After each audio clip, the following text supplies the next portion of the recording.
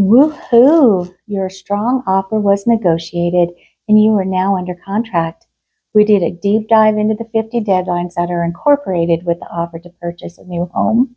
And it can be exciting as well as nerve-wracking. But no worries, with me by your side, you can lean back, relax, take a breath, and welcome to Table Talks.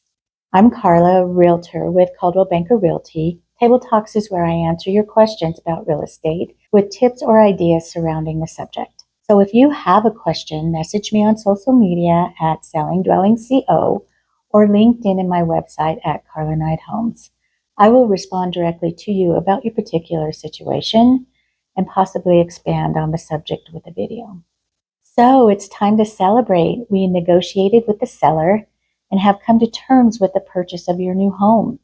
But before you go out and buy furniture and curtains for your place, let's look at the next steps to the closing table. First, you'll be hit with disclosures. Disclosures about the property. These disclosures cover everything like water sources, the square footage of the home, the maintenance and upgrades, information basically that the seller knows that they want to give it to you. With me as your agent, and most agents, you'll have a qualified home inspection professional come in and inspect the property. You can learn more about inspections with the video on my website blog called Understanding the Home Inspection Process. We negotiate with the seller for repairs that they will fix before the closing.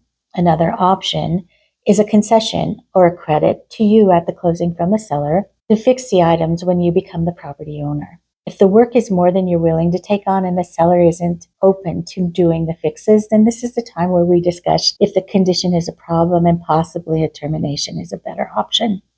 But once we get through the inspection items and you've decided to stay with the home, you will be working closely with your mortgage company to get all of your file into underwriting. And I will be coordinating with the title company. So what does title insure?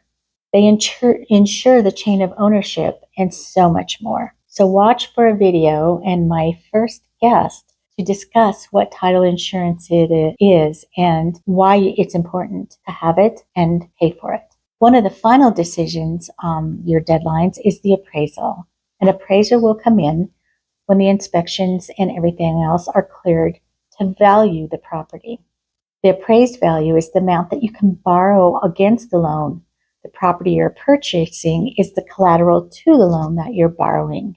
The dollar amount you agreed upon with the seller needs to be justified for the lender.